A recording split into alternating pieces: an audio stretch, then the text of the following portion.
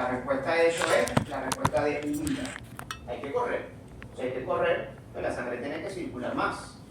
¿Por qué? Porque el músculo necesita oxígeno y necesita nutrientes para poder correr.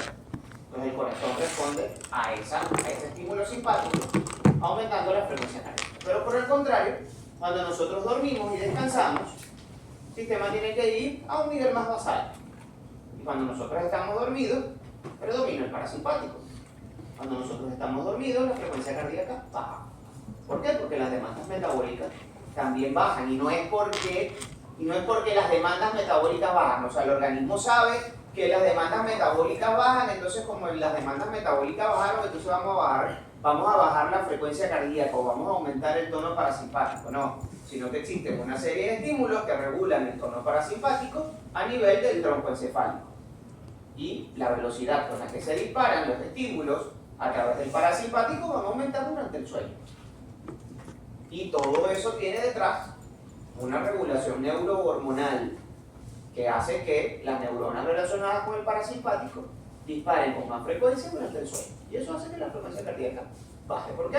Porque el corazón tiene un receptor de acetilcolina que responde a ese estímulo disminuyendo la frecuencia cardíaca por un mecanismo molecular que no voy a explicar acá. Nosotros tenemos que vivir en un equilibrio entre la coagulación y la anticoagulación. ¿Por qué? Porque si coagulamos demasiado hacemos trombos. Entonces esos trombos van a viajar al torrente circulatorio, van a obstruir el flujo sanguíneo, entonces no se puede generar trombos en exceso. Pero si estamos demasiado anticoagulados, sangramos.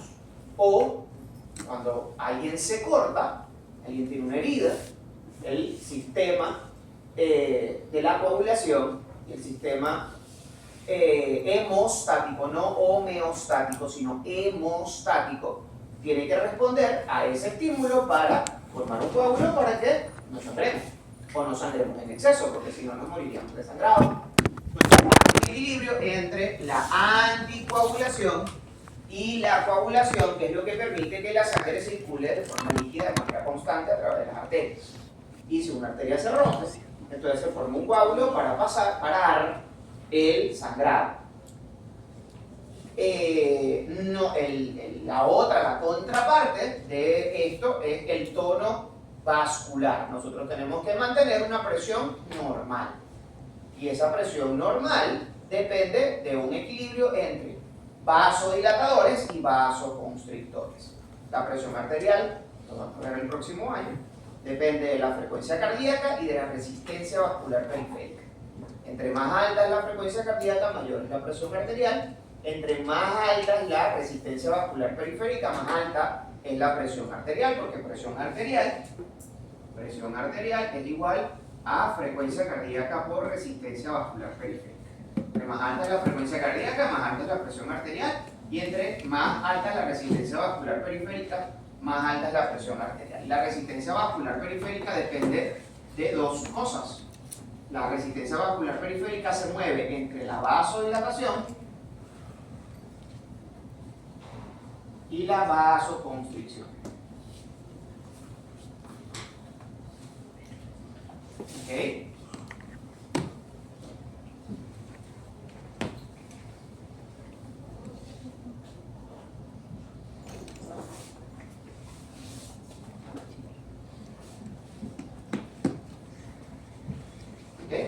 Entonces tiene que moverse entre los dos. Demasiada vasodilatación haría que la presión arterial cayera. Demasiada vasoconstricción hace que la presión arterial aumente en exceso. ¿Okay? Entonces nosotros tenemos que mantener un estado equilibrado. Y depende también de las circunstancias. Por ejemplo, si nosotros comenzamos a correr, una de las cosas que van a suceder es que la piel se torna roja. ¿Por qué? Porque los vasos de la piel se dilatan y la cantidad de sangre que circula a través de la piel es mayor. Entonces los que somos muy blancos nos ponemos rojos. ¿Okay? Porque circula mayor cantidad de sangre. ¿Cuál es la idea? Perder calor. La actividad muscular genera calor y a través de la vasodilatación, a través de la piel, nosotros perdemos calor. ¿Okay? Entonces ese es el objetivo, además de aumentar el flujo sanguíneo hacia el músculo. Pero si, por ejemplo, por alguna razón hay mucho calor y nosotros estamos sudando mucho, eventualmente se va a producir una vasoconstricción para tratar de mantener la presión arterial.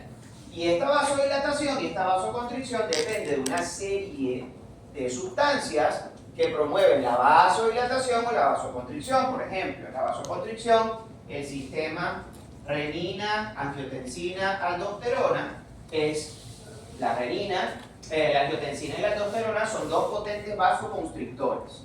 Cuando el volumen circulante baja, cuando el nivel de sodio en la sangre baja, se activa el sistema renina, angiotensina, aldosterona y eso hace que se produzca vasoconstricción y eso mantiene la presión arterial dentro de lo normal. Aquí obviamente estamos hablando de individuos sanos. Ahora, en el equilibrio endotelial, la actividad endotelial, hay dos órganos básicos, ¿no? Los dos órganos básicos en esto es el endotelio, que es la célula plana que reviste todos los vasos, o la capa más interna de todos los vasos. El endotelio es vasodilatador, promueve la vasodilatación y la antiagregación. Lo van a ver un poquito mejor cuando vean sistemas de señalización y proteínas de unión, PK, todo esto, cuando lo vean en biología celular. Y la otra parte la hace la plaqueta. La plaqueta tiene todo un sistema que promueve la vasoconstricción y la procoagulación, la coagulación. ¿Okay? Entonces, el endotelio produce una serie de sustancias que van a promover la vasodilatación y la antiagregación. Dentro de esas sustancias que produce el endotelio está las prostaglandinas y el óxido nítrico. ¿Ok? Entonces el endotelio, que es vasodilatador y antiagregante, entonces él promueve esa vasodilatación y esa antiagregación mediante la producción de prostaglandinas y óxido nítrico. Las prostaglandinas son un producto ¿de qué sí? De la ciclooxigenasa. De la vía de la ciclooxigenasa. Y no puedes obtener prostaglandinas a partir del DHA y del EPA. No se puede obtener prostaglandinas a partir de ellos. Las prostaglandinas son eicosanoides, del sistema de eicosanoides. El DHA no, porque el DHA junto con ya son derivados. Pero obtienes un tipo de prostaglandina a partir del DHA. ¿Okay? No todas las prostaglandinas son eicosanoides. Y no todos los tromboxanos son eicosanoides. Se le habla el sistema de eicosanoides porque la mayoría de ellos tienen 20 carbonos. O derivan de un ácido graso con 20 carbonos. Pero no todos tienen 20 carbonos. Sin embargo, los clasificamos así. Mientras que las plaquetas producen tromboxanos y leucotrienos. Entonces, estos tromboxanos y estos leucotrienos son vasoconstrictores y procoagulantes, mientras que las prostaglandinas y el óxido nítrico son vasodilatadores y antiagregantes. ¿Qué pasa? Que a partir del omega 6, yo obtengo una prostaglandina. Ustedes se sabrán los nombres y los números. Obtengo una prostaglandina que es medianamente potente. Pero obtengo tromboxanos. Esto es más o menos potente. Pero tengo tromboxanos que son potentes, que son muy potentes. Entonces, cuando yo consumo omega 6, ¿dónde se producen prostaglandinas? Las prostaglandinas se producen en el endotelio. ¿Dónde se producen los tromboxanos? Los tromboxanos se producen principalmente en la plaqueta. Entonces, A partir de un omega 6, de los ácidos grasos omega 6, yo obtengo prostaglandinas que son medianamente potentes, mientras que obtengo tromboxanos que son altamente potentes. Entonces, ¿hacia dónde se va el equilibrio endotelial? Si yo tengo una prostaglandina medianamente potente y un tromboxano altamente potente, ¿para dónde se va el equilibrio endotelial? ¿Ah?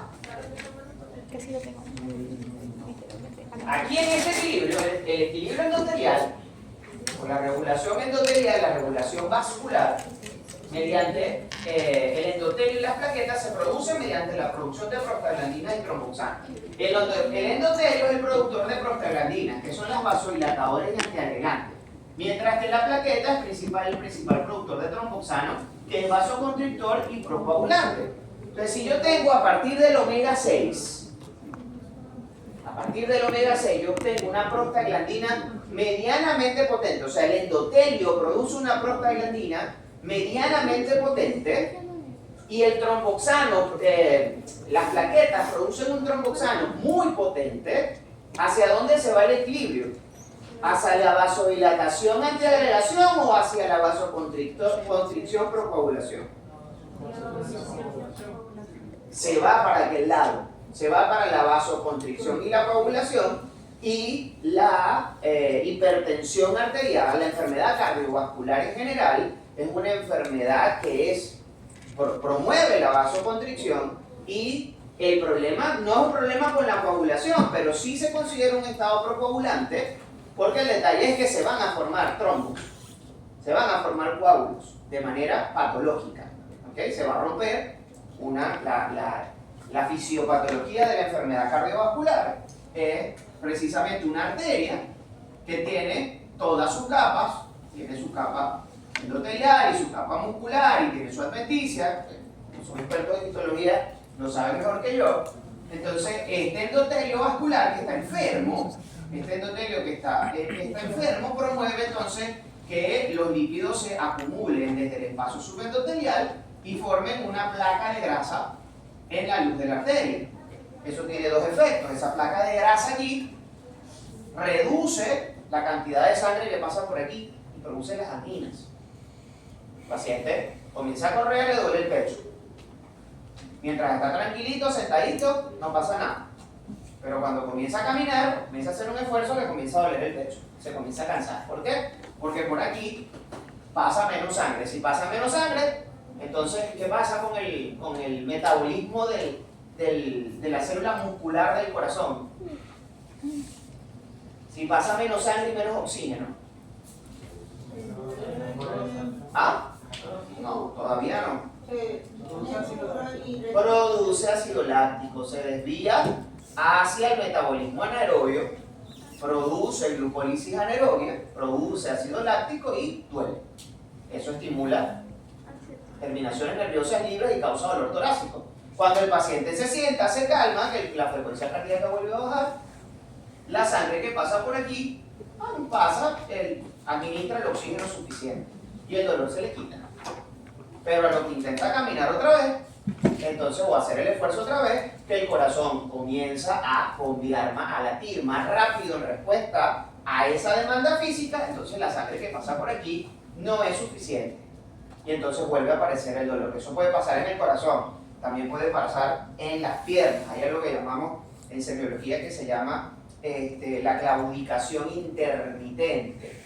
La claudicación intermitente de ese paciente o el signo del mirador de vitrinas, que es el paciente que va caminando, camina un trecho, pasado cierto trecho se tiene que parar porque le duelen las batatas. Él se para un ratico, descansa un rato, el dolor desaparece, cuando vuelve a caminar la misma distancia, vuelve a aparecer el dolor. Dolor en región gemelar que aparece al caminarse esa distancia, mejora con el reposo y reaparece cuando el paciente camina la misma distancia. Se le dice también el signo del mirador de vitrina, porque es como el que se para y mira la vitrina un ratico y camina otro poquito y se para a mirar la otra vitrina. Entonces le dicen también el signo del mirador de vitrinas. Eso se produce por esto. Una arteria, la arteria que lleva, ustedes saben de anatomía, y les aseguro que saben más que yo de anatomía. No han empezado ni cuello. Ajá. Deseo mucha suerte.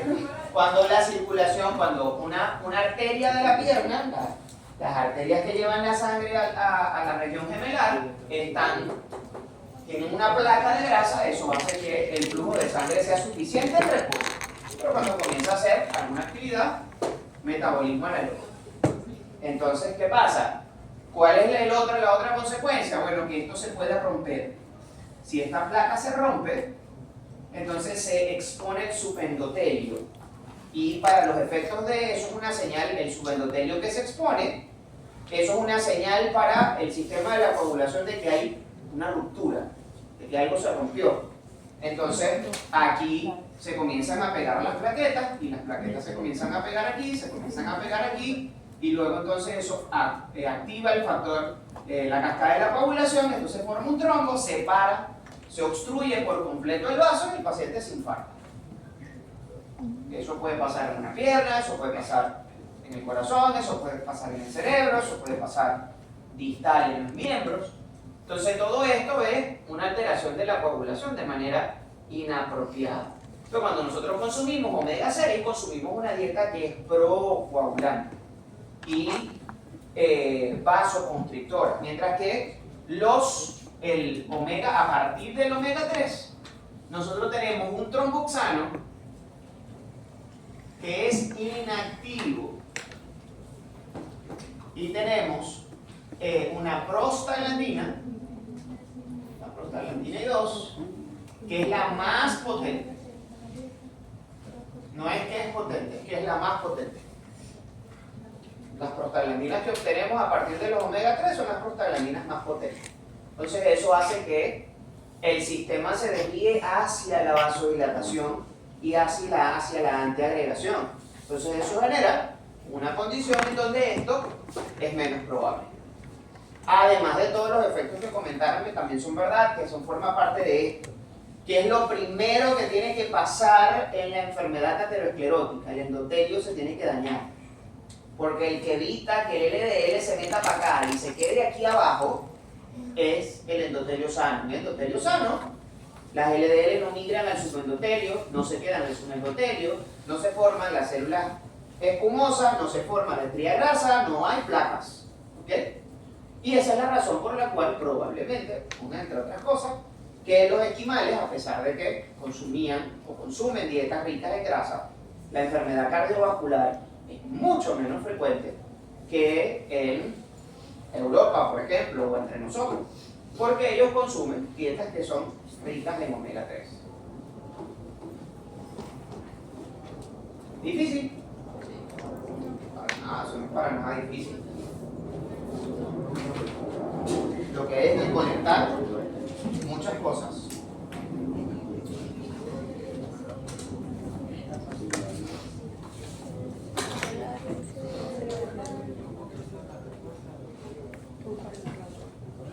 ¿Se entendió?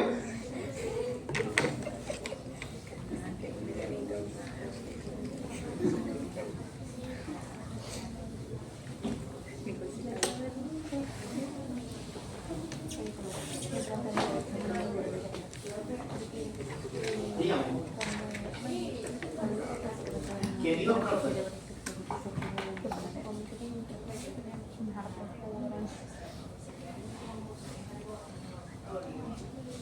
No siempre. No siempre. Depende del tamaño. Depende del tamaño y que los trombos no. El trombo no es patológico. El trombo no es malo. El trombo, o sea, si tú te cortas, ahí se va a formar un trombo. Y la idea es que no haya escape de sangre. Por eso se forma el trombo. La trombogénesis es un mecanismo fisiológico dentro del control, dentro de lo que es correcto. El problema es que la aterosclerosis es un fenómeno protrombótico de una manera patológica. O sea, que se forman trombos, o sea, realmente el vaso no está roto.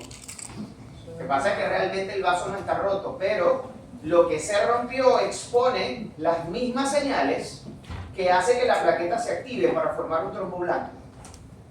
Son exactamente las mismas señales.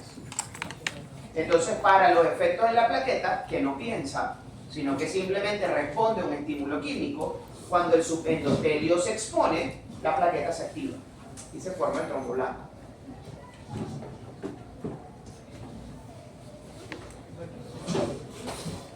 Se podría considerar como una falla en la detección, como a las señales moleculares, ¿no? No es una falla, ella está respondiendo a un estímulo fisiológico normal, pero en una condición patológica. Que al final de la historia eso es lo que pasa siempre. Lo que pasa siempre es una alteración del equilibrio homeostático en un sistema. Eso es lo que produce una enfermedad. Cuando el equilibrio en la regulación homeostática se pierde, eso produce una enfermedad. Así, esa es la forma más simplista de ver la fisiopatología de una enfermedad. Al final es el daño de algo que debe ocurrir de manera natural, pero ocurre de una manera desequilibrada y produce una enfermedad. Hace que el sistema se dañe de manera reversible, que la podemos curar, o de manera irreversible. Entonces, ¿qué es el cáncer? El cáncer es una pérdida del control celular. Las células tienen que reproducirse y dividirse, pero se reproducen y se dividen de manera no controlada y comienzan a perder su función, ya no cumplen su función. Entonces ahí aparece el cáncer. Entonces esa célula lo que hace es invadir el órgano de células que no funcionan y se pierde la función del órgano. Pero al final, el cáncer es una pérdida del control de la regulación del ciclo celular. Esa es la base del cáncer. Lo primero que tiene que suceder es que una célula comienza a reproducirse de manera descontrolada. Pierde la capacidad de controlar su crecimiento. En términos generales, todos los cánceres funcionan igual. La base es la misma. Depende del tejido, depende de la mutación. Pero se produce una mutación que termina generando una célula que se perpetúa en su crecimiento. Ponla donde tú quieras, en el hígado, en el cerebro, en la retina, en la piel, por los estímulos que tú quieras. O sea, depende de... Pero, o sea, todas las células están propensos a las enfermedades. propensas a convertirse pues, en una célula. Toda célula madura es potencialmente una célula cancerosa. Sí. Obviamente los tejidos que se reproducen más son los tejidos que más cáncer producen. Piel, ovario, mama. El ovario y la mama son tejidos que están creciendo y involucionando, evolucionando, creciendo y decreciendo durante todo el ciclo menstrual. El endometrio crece y se desprende, crece y se desprende, crece y se desprende. La mama se hipertrofia y se atrofia, a lo largo de todo el ciclo menstrual. Esos son tejidos que están creciendo y decreciendo, evolucionando e involucionando a lo largo de todo el ciclo. Piel. Cambiamos la piel cada 3 semanas, cada 3-4 semanas. Tenemos una piel nueva. La piel, desde las células basales de la piel se van formando los queratinocitos para formar el epitelio queratínico de la piel. Pero eso es un tejido que está en constante crecimiento. Y además estamos expuestos a una cantidad de estímulos ambientales que promueven la ontogénesis. Me acaba de decir que la piel cambia cada 3 semanas. ¿Y por qué quedan cicatrices en tal caso? Porque la cicatriz, una herida que daña más allá de la dermis, va a dañar el sustrato sobre el cual crece la piel. O sea, termina destruyendo esa célula inicial que termina produciendo todas las capas de la piel hasta el epitelio queratinizado. Entonces, cuando tú pierdes esa piel, vas a cambiar la piel normal por tejido fibrótico. Y el tejido fibrótico no cumple las mismas funciones. Por eso te haces una herida en la cabeza y ahí no te sale pelo. ¿Por qué? Porque se cambió las células normales, se cambiaron por células, se destruyeron Esas células normales, las células foliculares, se destruyeron producto de la herida y ahí lo que se va a sustituir es por tejido fibroso. Y el tejido fibroso no tiene folículo. Y el tejido fibroso, del tejido fibroso no nace el pelo. O una herida quirúrgica, una herida profunda, es una herida que ni duele. Si tienes una cicatriz, cuídate en la cicatriz. No duele. Porque el tejido fibroso no duele. No está inervado. No causa dolor. La cicatriz, usted dice, profe, pero es que a mí yo tengo una cicatriz, a mí la cicatriz me duele. Le duele la piel por encima de la cicatriz. Pero en la cicatriz no hay dolor. Porque ahí no hay tejido nervioso. Mi mamá hace muchos años, es una nariz, pero ella no le duele, pero ella dice que siente como corrientazo, no sé, en la herida. En la herida no, por encima de la Es herida. como, dice que tiene mucha sensación, mucha sensibilidad. Por encima de la herida. Y es como que, no es como que le duela, pero... Esa es la respuesta del tejido sensitivo, del dermatoma sensitivo por encima de la herida. Se produce hiperalgesia por encima de la herida. Pero realmente la herida no duele. No puede doler porque no tiene foco. No hay tejido nervioso, simplemente tejido fibroso. Ok. Bueno, vamos a hablar entonces acerca del anabolismo de los lípidos. Ya lo conocimos la semana pasada, así que yo hoy no voy a detenerme mucho en la parte de la química. Igual como comenzamos con los carbohidratos, comenzamos con los lípidos comienzan desde la digestión, cómo estos lípidos se absorben a partir de la dieta y cómo la señalización insulínica promueve el metabolismo de estos lípidos de manera particular. ¿Qué lípidos ingerimos nosotros? Principalmente triacilglicéridos, que es la principal fuente de ácidos grasos libres, y consumimos colesterol. Del colesterol que nosotros tenemos en nuestro cuerpo, solamente un 5% aproximadamente es colesterol exógeno, más del 90% del colesterol que nosotros tenemos endógenamente es producido por nuestro hígado a partir del acetil-CoA.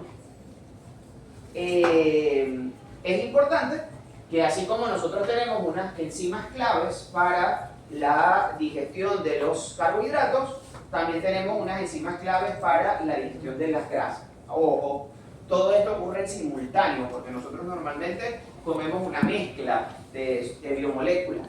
Si usted se come una carne a la plancha con un puré de papa, usted allí está consumiendo grasas, está consumiendo proteínas, está consumiendo carbohidratos en la misma comida. Y usted no es que digiere los carbohidratos primero y pone en pausa, como las vacas, pone en pausa la digestión de las proteínas y luego entonces usted vuelve a llevar las proteínas a la boca y entonces nosotros nos comemos todo eso al mismo tiempo y el proceso digestivo se da en simultáneo, ¿ok? Pero nosotros lo dividimos sencillamente para su abordaje.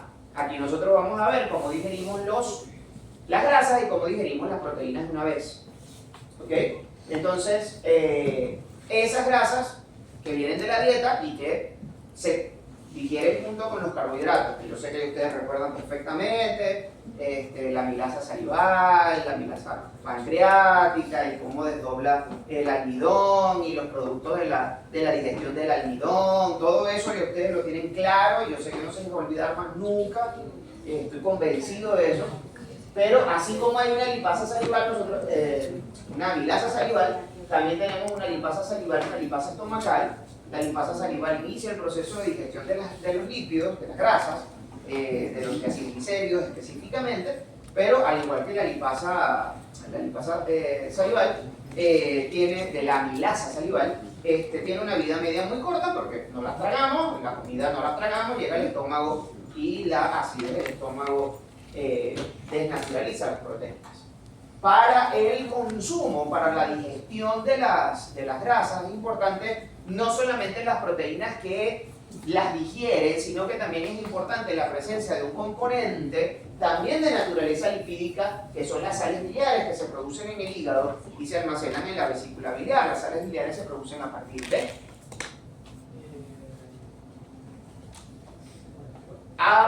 colesterol.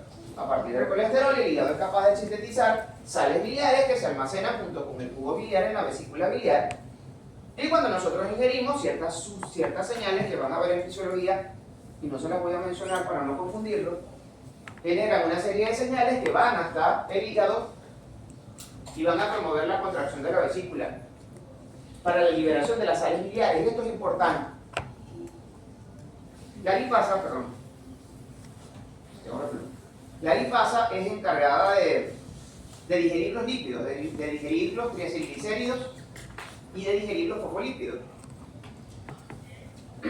Y la lipasa se secreta en el contenido exocrino del páncreas, todo el jugo pancreático exocrino, en donde nosotros tenemos la lipasa, tenemos la amilasa y tenemos las diferentes proteasas que se encargan de digerir las proteínas. Todo eso se libera dentro del jugo pancreático exocrino. Recuerden que el páncreas es una glándula que cumple funciones endocrinas a través de la producción o de la actividad de las células de los islotes de Langerhans, pero tiene un componente exocrino también, en donde hay glándulas pancreáticas, como todas las glándulas exocrinas, de las que ya yo sé también que ustedes saben clasificar muy bien, porque eso sí lo vieron ya en histología. ¿Sí, verdad? Las diferentes glándulas y la constitución, y los vacinos, y el páncreas, y las diferentes células acinares que tiene el páncreas, y la función de cada una de esas células en los folículos pancreáticos, y cómo los folículos pancreáticos tienen un conducto de drenaje que se va formando y que forma el canalículo primario, el secundario, hasta que llegan a la formación del canal principal, y todo eso confluye para generar el conducto pancreático, ¿verdad que sí? Sí. Perfecto, qué bueno, qué bueno. El páncreas no solamente tiene la función de secretar todas las proteínas que van a ser necesarias para la digestión tanto de los carbohidratos como de los lípidos, como de las proteínas, sino que también la secreción pancreática es la secreción más alcalina que existe en nuestro organismo. El páncreas tiene la capacidad de producir y secretar una gran cantidad de bicarbonato, al punto que la secreción pancreática puede tener un pH de 8 o 9. O sea, es un pH extremadamente alcalino, porque nosotros necesitamos, por dos razones. La primera es que la mayoría de estas enzimas pancreáticas se van a activar en ese medio alcalino, y la segunda razón por la cual nosotros necesitamos una gran cantidad de bicarbonato es porque el bolo alimentario viene del estómago, y el estómago no tiene un filtrico que separa el ácido de la comida y deja el ácido en el estómago y solamente pasa el bolo alimentario, no, sino que eso va a pasar con toda la secreción ácida del estómago, y nosotros necesitamos bufiar o alcalinizar ese medio para que estas enzimas puedan trabajar y no le pase lo que le pasó a la lipasa salival y a la amilasa salival. Entonces el pH, la gran alcalinidad de la secreción pancreática, es necesaria para el bufeo del contenido gástrico, y que este contenido se convierta en un contenido alcalino para que estas enzimas puedan funcionar. La función de en el caso de la amilasa, nosotros no vimos ningún tipo de regulación. ¿Por qué? Porque la amilasa, que rompe el enlace glucosídico alfa 1,4, es una enzima que no va a tener absolutamente nada que romper de los elementos que están en la dieta, en la pared celular. O sea, no tiene, en la pared celular no hay almidón para que perdón, me está matando el reflujo, para que esta amilasa pueda destruir una parte de la célula. Pero la lipasa es capaz de degradar triglicéridos y aquí fosfolípidos. Puede si quiere agua.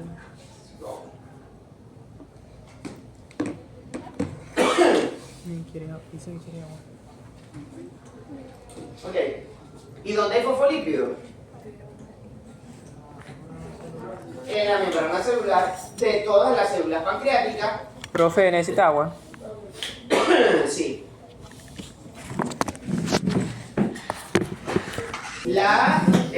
Si no hubiese una forma de regulación, la lipasa sería capaz de degradar todos los fosfolípidos de todas las membranas que hay por allí. Y en el caso de las proteasas, ellos podrían digerir cualquier proteína, incluso podrían digerir las proteínas digestivas, y podrían digerir las paredes las paredes de las células, las paredes de los canalículos biliares y sería un completo desastre, como es lo que normalmente ocurre en los pacientes con pancreatitis. Entonces, esta actividad de estas enzimas sí tiene que ser ampliamente regulada. En el caso de la regulación de la lipasa pancreática depende mucho de la presencia de las sales biliares. Ella solamente es activa en presencia de sales biliares y solamente es capaz de degradar los triacilglicéridos que están formando parte de una micela. No son capaces de degradar los fosfolípidos que se encuentran a nivel de la membrana plasmática. Y en el caso de las proteasas se secretan en el páncreas en forma de proteínas inactivas. Ellas tienen una porción en su extremo N-terminal que lo convierten en una enzima inactiva. Así, por ejemplo, la principal enzima digestiva de las proteínas, que es la tripsina, que es una peptidasa que se encarga de romper por hidrólisis el enlace peptídico, ella se secreta en el páncreas en forma de tripsinógeno. El tripsinógeno tiene un péptido señal, un péptido inhibidor en el extremo amino terminal que hace que el tripsinógeno sea inactivo. Se debe escindir esta porción N-terminal del tripsinógeno para convertirlo en tripsina, y ahí entonces la tripsina sí es una enzima activa. Entonces, ese proceso de activación de las enzimas pancreáticas ocurre a nivel de la luz del intestino, para de esta manera evitar que estas enzimas digieran nuestras propias células. Para el reconocimiento de la lipasa, de los lípidos que vienen de la dieta, se debe formar entonces lo que nosotros vimos en la clase pasada, que es la formación de una micela. Las sales biliares, que son sales, hacen el mismo proceso de saponificación que hace el jabón cuando nos lavamos las manos para quitarnos las grasas de las manos. Él va a saponificar las grasas que se encuentran a nivel de la luz del intestino y van a formarse unas estructuras micelares, que no son más que unas vesículas que están formadas por una pared en donde se encuentran los lípidos anfipáticos, como los fosfolípidos, los ácidos grasos y el colesterol libre, y hacia el interior se encuentran los fosfolípidos, los lípidos menos o más hidrofóbicos, como los triacilglicéridos y el colesterol esterificado. ¿Qué va a suceder? Que parte de esta micela, en medio de esta micela se va a mezclar las sales biliares, y el reconocimiento de la lipasa va a depender de la formación de esta estructura micelar y de la presencia de las sales biliares para que la lipasa pueda ser pueda ser una enzima activa. En el caso de la lipasa se secreta como una enzima activa, no es como las proteasas que se secretan como zimógenos, sino que el sitio catalítico de la lipasa se encuentra cubierto por una porción de la estructura tridimensional de la proteína, y ese sitio catalítico solamente va a ser expuesto cuando la lipasa se une con la micela constituida por los lípidos de la dieta y las sales biliares. Allí entonces es cuando ella va a comenzar a hacer su catálisis. ¿Cuál es la reacción? La lipasa es una hidrolasa que rompe el enlace tipo éster que se produce entre el glicerol y el ácido graso. La unión de ese lípido que nosotros vimos, o ese enlace que se forma, como vimos en la clase pasada. Nosotros tenemos una molécula de glicerol y vimos que teníamos un grupo carboxílico de un ácido graso. Entonces este hidrógeno de aquí se iba con este hidroxilo de aquí, este oxígeno está acá, y entonces acá se forma un enlace entre el carbono del ácido graso y el carbono del glicerol. La lipasa hace todo lo contrario, ella toma una molécula de agua, la divide en el hidroxilo, el ion hidroxilo y el átomo de hidrógeno, mete el hidrógeno aquí y mete el hidroxilo aquí para formar un glicerol más un ácido graso, en este caso 3 ácidos grasos libres y una molécula de glicerol. Entonces cuando eso ocurre en un triglicérido, ¿okay?, donde yo tengo aquí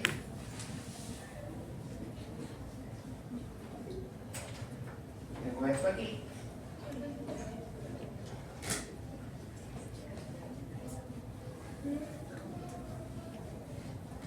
Y se retira un ácido graso de acá.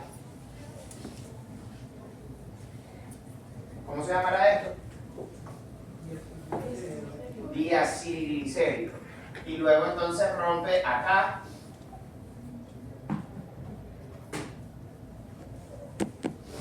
Y tenemos un 2-monoglicerol. Luego una enzima tiene que pasar este ácido graso de aquí para acá, a la posición 1, para que se pueda formar el glicerol y el ácido graso libre. El monoglicerol, el monoacilglicerol es una forma de absorción. Y la otra forma en que nosotros absorbemos los ácidos grasos es en forma de ácidos grasos libres y glicerol. En el caso del colesterol, el colesterol igual. Debe ser, nosotros absorbemos el colesterol libre, no el colesterol esterificado. Los ácidos grasos no necesitan de una proteína transportadora en la membrana, el colesterol no necesita de una proteína transportadora en la membrana porque son sustancias que son hidrofóbicas, que son lipofílicas y que pueden atravesar la membrana plasmática sin mayor problema. ¿Qué va a pasar una vez que estos triacilglicéridos y este colesterol se absorben? Bueno, ellos van a ser reesterificados a nivel del enterocito, a nivel de la célula del intestino delgado.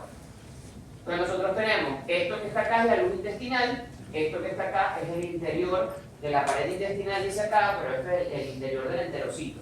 Entonces nosotros tenemos un triacilglicérido, esto es un glicerol, y los 3 ácidos grasos. La lipasa pancreática va a liberar un ácido graso libre y va a producir un diacilglicerol, luego produce un monoacilglicerol y otro ácido graso libre, y luego que es una forma de absorción, y luego después de la isomerización de este ácido graso de la posición 2 a la posición 1, ella puede finalmente hidrolizar el monoacilglicerol en otro ácido graso, 1, 2 y 3 ácidos grasos, y una molécula de glicerol y así absorberse.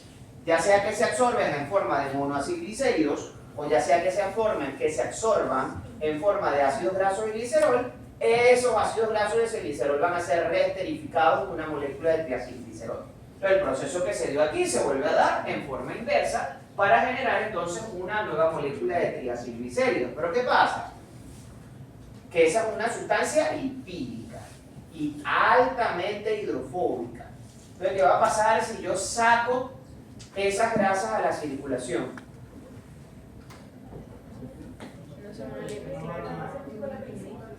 ¿Cómo? ¿Qué? ¿Y en qué es activo un triacilglicérido? O sea, al ser, no va a circular. No va a circular, sino que se va a quedar ahí, como la gotica de grasa en el vaso con agua. Por eso yo necesito una proteína transportadora. Correcto, se los dije en la clase pasada.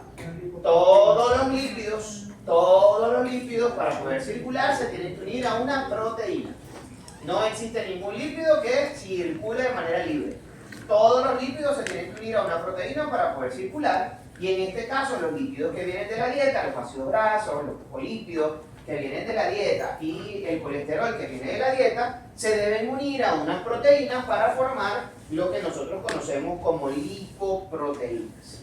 Las lipoproteínas son una serie de sustancias o de estructuras que tienen la característica, casi todas ellas, de tener una estructura esférica. Las lipoproteínas tienen 2 porciones. Tienen una porción lipídica y tienen una porción proteica. A la porción proteica le llamamos apoproteínas. ¿Okay? Y a la porción lipídica, bueno, son los lípidos de las apoproteínas.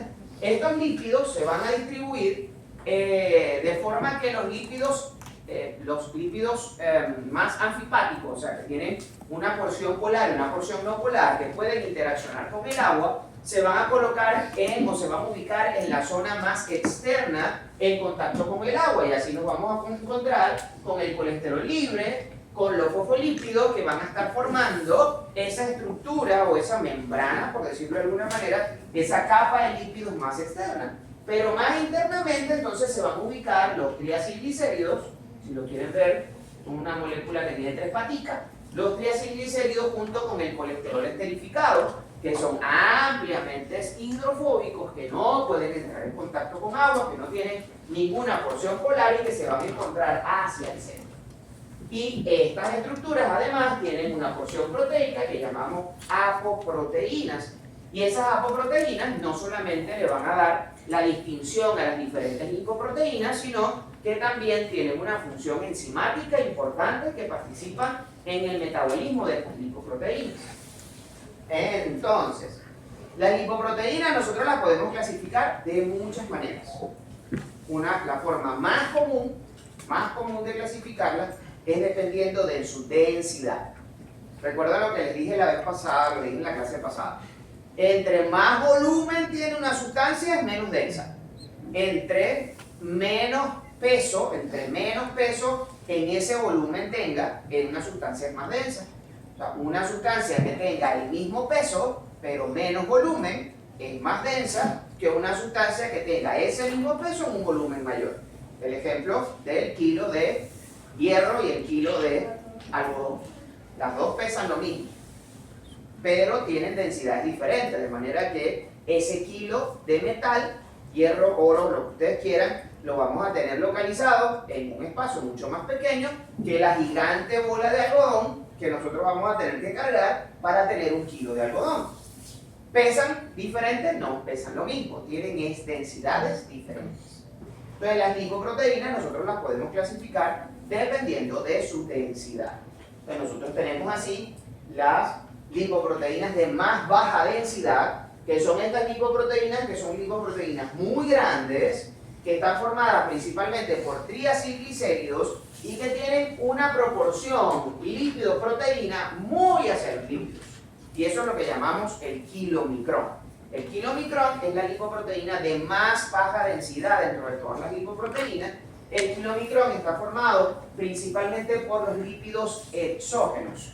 El kilomicrón se forma a nivel de la pared intestinal, a nivel del intestino, mediante la esterificación de los lípidos de la grasa con una lipoproteína que se produce a nivel del intestino que se llama ApoB48.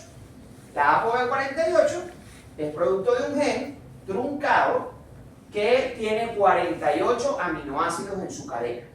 Entonces, el kilomicrón es una lipoproteína que tiene principalmente triacilglicéridos, tiene muy poca cantidad de colesterol, esos triacilglicéridos son los triacilglicéridos de la dieta, y tiene la ApoB48 como su lipoproteína característica.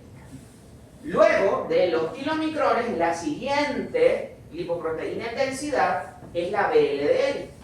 La VLDL es una proteína que también tiene una mayor cantidad, todavía la proporción lípidos, proteínas está a favor de los lípidos, sin embargo con una tendencia un poco mayor una tendencia un poco menos marcada que lo que ocurre con los kilomicrones.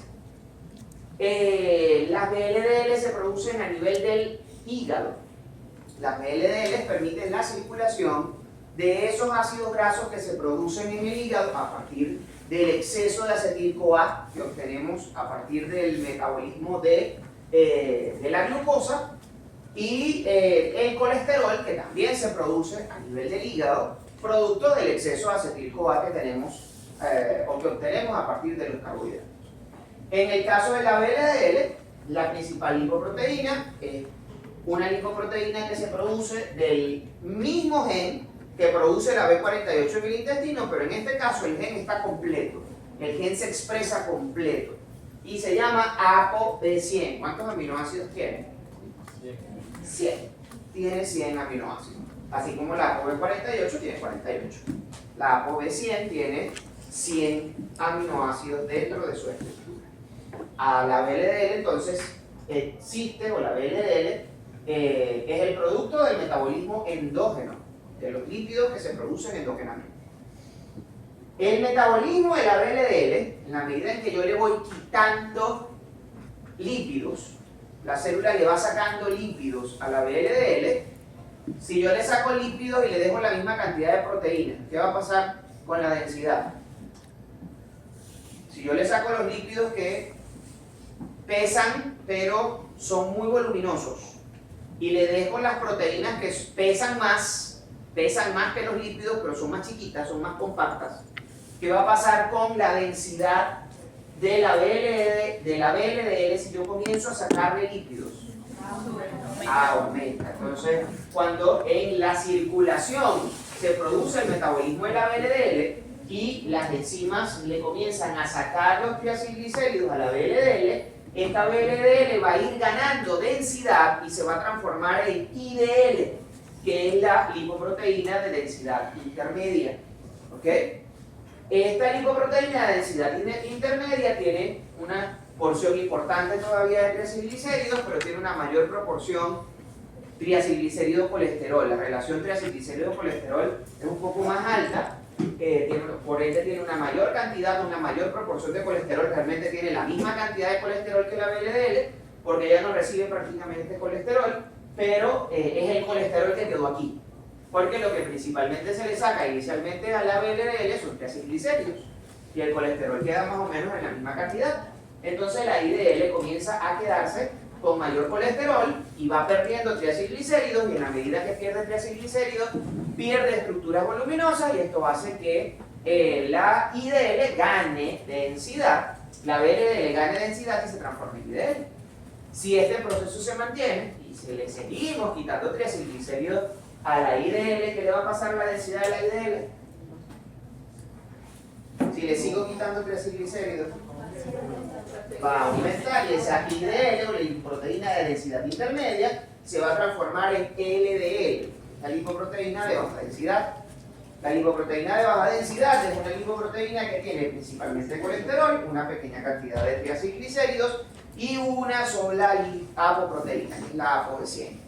Y es la APO que caracteriza a la LDL. Entonces, la IDL y la LDL, la IDL es el producto del metabolismo de la BLDL, el metabolismo periférico de la BLDL. Y la LDL es el producto del metabolismo periférico de la IDL. Las HDL se producen tanto en hígado como en intestino. Las HDL tienen la característica de ser las únicas lipoproteínas que en su origen no son de forma esférica, sino que son como un disco bicóncavo. Las HDL en su origen están formadas principalmente por fosfolípidos y cierta cantidad de colesterol, y la HDL tiene dos funciones importantes. La primera de ellas es que la HDL resulta como depósito de otras apoproteínas que se necesitan para el proceso de maduración de estas lipoproteínas, y la HDL es la encargada de tomar el colesterol desde los tejidos periféricos y llevarlos de vuelta al hígado, que es lo que llamamos el transporte reverso del colesterol. Estuvieron en examen hoy. Exposición. Porque es que te están durmiendo demasiado. Estamos de tempranito. Hay aquí algunos personajes que se duermen, que con frecuencia se duermen, pero es que hoy hay demasiada gente durmiéndose. Entonces que les mando a comprar café.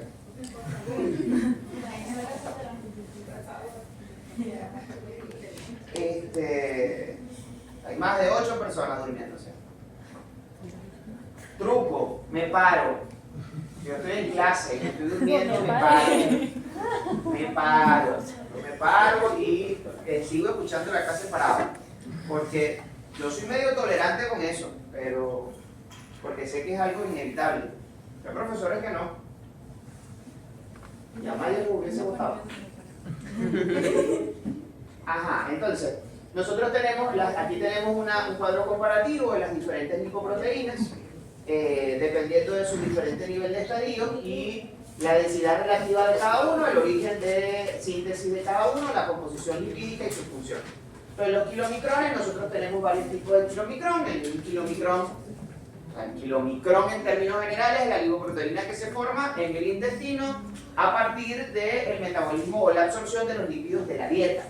Ahora, ese kilomicrón sale del intestino en forma de un kilomicrón naciente. El kilomicrón naciente tiene la característica de que solo tiene ApoB48 y tiene todos los triacilglicéridos que vienen de la dieta y el colesterol que viene de la dieta. Ese kilomicrón naciente, que solo tiene ApoB48 y colesterol, recibe de las HDL en la periferia la ApoC2, la ApoC1 y la ApoE. Al recibir todas estas lipoproteínas a partir del HDL, el kilomicrón se convierte en kilomicrón maduro. ¿Okay? Ese kilomicrón maduro es el que va a ser metabolizado en los diferentes tejidos que necesitan triacilglicéridos, y en la medida en que le quitan los triacilglicéridos y le quitan la ApoC2, entonces ese kilomicrón maduro se va a convertir en kilomicrón remanente. Ese kilomicrón remanente tiene restos de lípidos y colesterol, deriva de los residuos del kilomicrón y va a llevar parte de los lípidos y el colesterol de la dieta, resultante de la dieta, al hígado. Lo que no ha querido nadie, el kilomicrón remanente se lo lleva de vuelta al hígado, que es un tejido que tiene un depósito de colesterol. Se me olvidó decir algo, ahorita lo digo. Las VLDL entonces se originan por el contrario, ellas se originan en el hígado y ellas van a transportar triacilglicéridos endógenos. Los triacilglicéridos que sintetizamos nosotros en el hígado, que se sintetizan a partir del acetil-CoA que le sobra a la célula hepática después de que ha guardado todo el glucógeno necesario y ha producido toda la energía necesaria. Esos es lo que llamamos triacilglicéridos endógenos, también el colesterol endógeno y los fosfolípidos. La VLDL nace igual como una VLDL naciente, que solamente tiene ApoB100, y gana en la circulación la ApoC2, la ApoE, la ApoD, que derivan de, o que son donadas por la HDL y se transforman en VLDL madura. ¿Qué va a pasar? Que el metabolismo de la VLDL va a generar una VLDL que en la medida en que le sacamos triacilglicéridos se va a convertir en IDL, y si le seguimos sacando triacilglicéridos se va a aumentar su densidad y se va a convertir en LDL. Y estas LDL son las que van a circular solamente con la ApoB100 a través de los tejidos para entregar el colesterol a los tejidos que necesiten colesterol. Ojo, el colesterol no es malo. El colesterol no es malo. Nosotros necesitamos colesterol. Nuestras membranas plasmáticas tienen colesterol. Ustedes necesitan colesterol para sintetizar hormonas gonadales. ¿Saben? Hay un fenómeno que se describió hace mucho tiempo. No sé si ustedes alguna vez han visto un video de Nadia Comaneci. Cero historia. Incluso historia del deporte. Nadia Comaneci fue una joven rusa que fue el primer 10 perfecto en la competencia de gimnasia. No recuerdo las olimpiadas, no soy tan bueno en fechas, no me gusta. Nadia Comaneci tenía 16, 17 años y parecía una niñita de 8. Parecía una niñita de 8 o 9 años. Ella se tardó en desarrollarse y parte del problema era las deficiencias nutricionales. Era una chama de muy bajo peso, producto de la gran cantidad de ejercicios que hacía, y a partir de lo que se observó con Nadia Comaneci se comenzó a describir. Y las niñas, para poder desarrollarse, necesitan ganar lo que llamamos el peso crítico. Punto de peso, una necesidad de peso para que puedan entrar, para que pueda iniciarse la actividad gonadal, la actividad ovárica. ¿Y por qué necesitamos? Porque necesitamos colesterol. Porque el ovario va a sintetizar a partir de colesterol las hormonas gonadales. Si no hay suficiente colesterol, entonces no se produce el desarrollo, no se activa, no hay el inicio, no hay menarquia. ¿Okay? Entonces el colesterol no es malo, el colesterol cumple sus funciones dentro de la célula, dentro de nuestro organismo. Nosotros necesitamos cierta cantidad de colesterol. Realmente no necesitamos mucho consumirlo, porque el colesterol, nosotros somos perfectamente capaces de sintetizar colesterol. Sin embargo, se ha malinterpretado lo que se entendía. Y hoy día yo sigo esperando que bajar cada vez más los niveles de LDL traiga un efecto negativo sobre la salud de los pacientes. Ok, esto que tenemos acá es una distribución de las diferentes lipoproteínas relacionando los niveles de triacilglicéridos, de fosfolípidos, de colesterol y de proteínas. Y fíjense como en la medida en que la densidad va aumentando, el porcentaje de lípidos va disminuyendo y el porcentaje de proteínas va aumentando. Entonces, todo aquello que hace que una lipoproteína pierda triacilglicéridos va a aumentar de una u otra manera su densidad. Todo lo que hace que una lipoproteína gane proteínas, entonces va a aumentar su densidad. Y eso es lo que hace la diferencia en densidad de las diferentes lipoproteínas. Las apoproteínas, que son los diferentes componentes proteicos de las lipoproteínas, no simplemente están allí para solubilizar las grasas y permitir su circulación, sino que ellas tienen una función reguladora enzimática importante. Así, por ejemplo, la ApoC2 es la principal activadora de la lipoproteína lipasa, que es la enzima que se encarga de hidrolizar los triacilglicéridos que viajan en el kilomicrón y que viajan en la VLDL. Y la ApoA1 es una de las activadoras de la LCAT, que es la lecitin colesterol aciltransferasa, que es una enzima que se encarga de convertir el colesterol libre en colesterol esterificado, y así la ApoB100 y la ApoB48, así como la ApoD y la ApoE, son proteínas esenciales en la señalización de esta hormona, de estas lipoproteínas, y permitir su captación. Yo no voy a darles el metabolismo que ustedes están dormidos, pero sí me gustaría que agregáramos una cosita más. Fíjense una cosa. ¿Alguno de ustedes alguna vez ha tenido el colesterol alto? Sí. ¿Sí? ¿Y qué te dijeron? Me dijeron que tenía que dejar de comer huevo. Que tenías que dejar de comer huevo. ¿Y qué tenías? Ajá. Ajá. Y ya, eso fue todo lo que te dijeron. Vale. Una de las estrategias terapéuticas en el manejo de las hipercolesterolemias, que son extremadamente comunes, la Organización Mundial de la Salud dice que el 90% de los individuos tendrán problemas de lípidos en algún momento de su vida.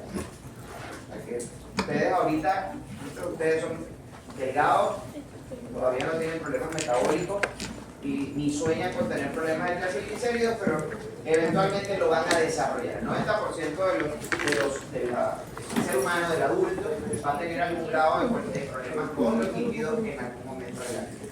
Y una de las estrategias para tratar la hipercolesterolemia es el aumento del consumo de fibra. Te mandan a comer más ensalada, te mandan a comer sobre todo con vegetales crudos, te mandan a comer más fibra, más alimentos integrales, porque tienen fibra dietética. ¿Qué hace la fibra dietética? La fibra dietética, nosotros tenemos que saber algo, ¿no? Nosotros dijimos que en el hígado, en la vesícula biliar, se almacenan las sales biliares, ¿okay? Estas sales biliares llegan al intestino, ¿okay?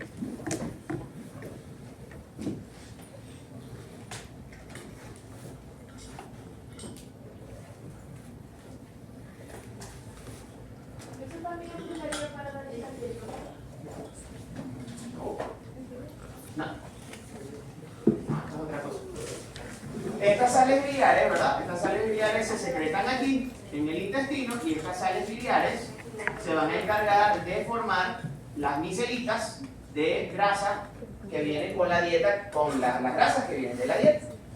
Estas sales biliares, el 90% de estas sales biliares se reabsorben, o sea, se absorben junto con los elementos de la dieta y llegan de regreso al hígado y se almacenan de nuevo en la vesícula biliar. Y eso es lo que llamamos nosotros circulación enterohepática de las sales biliares, o la reabsorción enterohepática de las sales biliares. El 90% de las sales biliares que nosotros secretamos después de una comida grasa, el 90% de estas sales biliares se reabsorben. ¿Okay? Entonces, ¿qué pasa? Que el 10% que se pierde en el intestino y que termina saliendo de nuestro cuerpo en forma de heces, ese 10% el hígado tiene que tomar colesterol. Del pool de colesterol, el hígado tiene un almacén de colesterol, el hepatocito tiene un almacén de colesterol y tiene que tomar una parte de este colesterol que está aquí guardado en este pool, tiene que tomarlo para sintetizar nuevas sales biliares. ¿Ok? ¿Sí se entiende? Sí.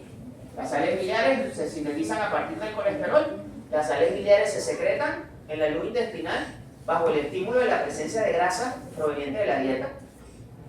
Se produce una sustancia aquí, en el intestino, que no se lo puedo dejar a los de fisiología, que es la que estimula la contracción de la vesícula biliar y la liberación del jugo biliar. ¿Okay? Estas sales biliares se unen, forman las micelas, pero el 90% de esas sales biliares se reciclan o se reabsorben en la circulación enterohepática de las sales biliares.